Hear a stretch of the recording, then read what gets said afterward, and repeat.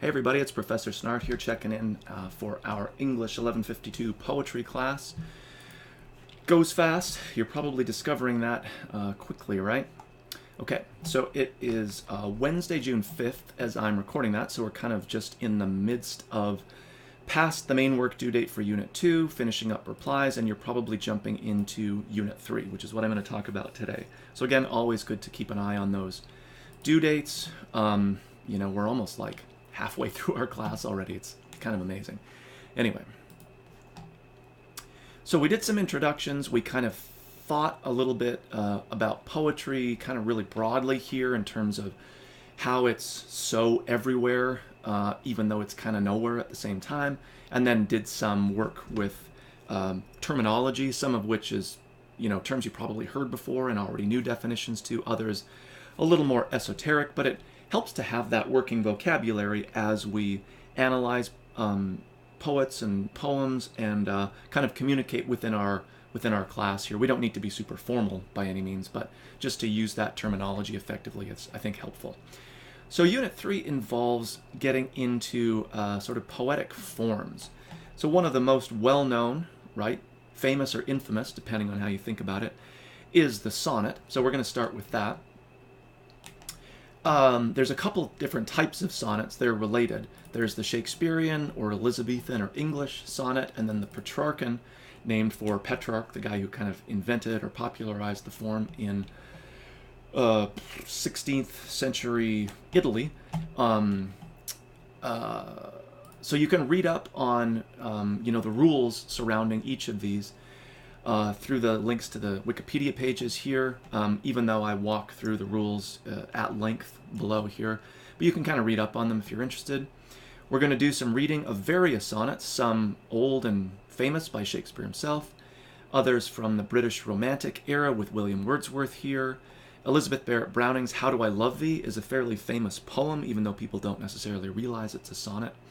One of my favorite contemporary American 20th century poets, Edna St. Vincent Millay. This is one of my favorite poems and a really great example of iambic pentameter, which is one of the aspects of the sonnet form that I think is most tricky to do. It's the reason that we're going to do what we do in this unit here is that sonnets are easy to study in terms of like, oh yeah, the rule is this, but actually doing them, putting them into practice is much harder. And then a contemporary sonnet, culled sonnet by Billy Collins. He was the poet laureate of the U.S. not too long ago, so he's a living, working poet today, so not old and dead like Shakespeare. One of the interesting things about sonnets, or really any poetic form, is it's a little bit like the blues as a musical form. Because it has this long history, as soon as you write your own, right, you're kind of participating in that long history. So if you've ever wondered why authors choose to write in a form, part of it is often just to participate in that long history. And the funny thing about what Collins does here is he really harkens back to maybe not these works specifically, but he even names Petrarch. So he's sort of like writing a sonnet about sonnets, kind of making fun of them a little bit, but also participating in the tradition. So we have a really great range of sonnets to read here. Some will really feel like, traditional sonnets, and others will, if you didn't know it was a sonnet, you probably wouldn't even recognize it necessarily.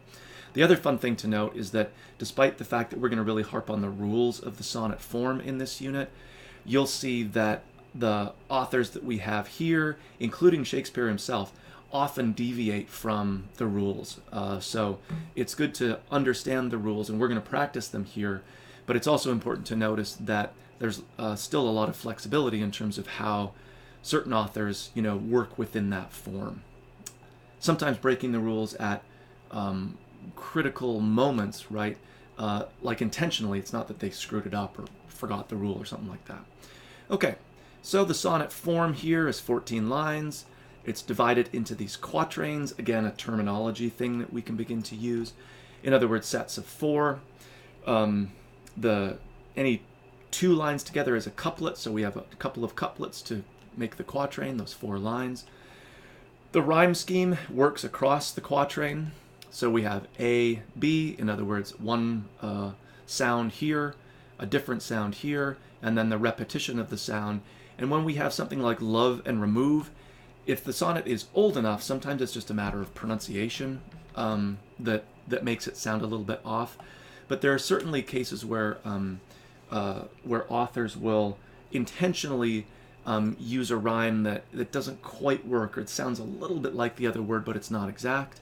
And that's called an off rhyme or a slant rhyme. So just in case you were desperately wondering what was up with that. So notice again that the pattern kind of repeats, right? We have the first rhymes with the third, the second rhymes with the fourth within this quatrain. Notice that they don't repeat across the different quatrains. And then we end up with a couplet that resolves or kind of sums up the argument that's been made so far, and those two words will rhyme as well. Something that you can pay attention to or recognize and try to put into practice, but this again is a little bit more complicated to do, and more a thing that would apply to very traditional sonnets and maybe less so today. The sonnet actually existed almost like an argumentative form, like we would write a 5-page paper for a class.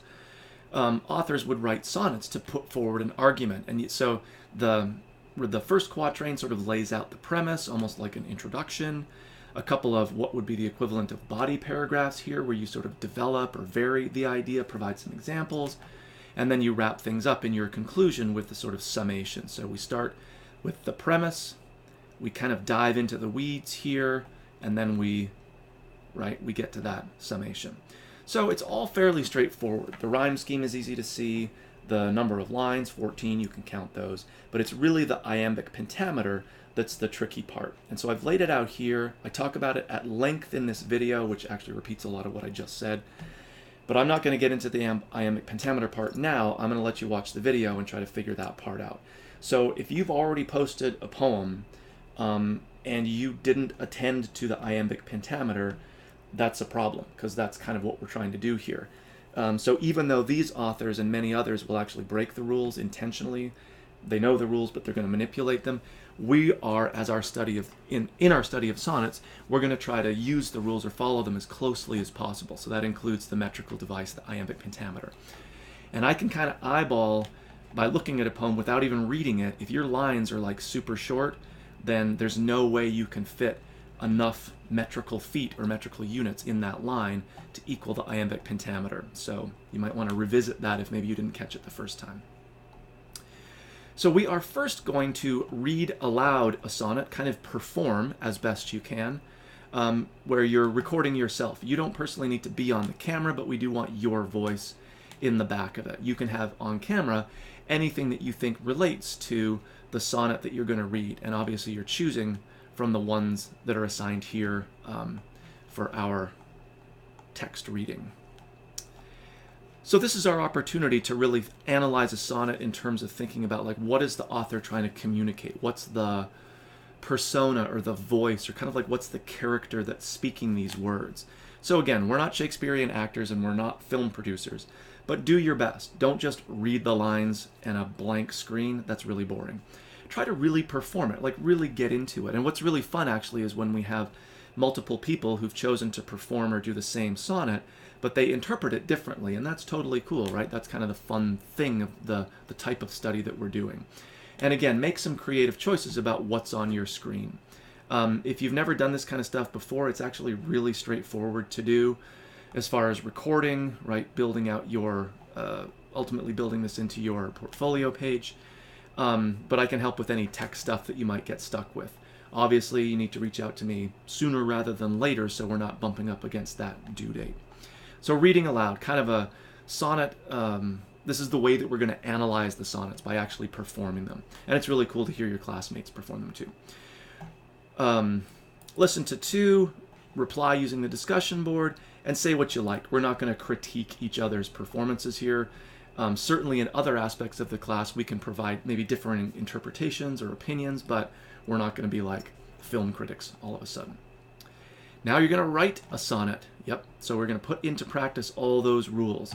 Again, same idea, starting a new doc, write your sonnet, follow the form, read others, comment on 2. So, right, hopefully you're getting the idea here.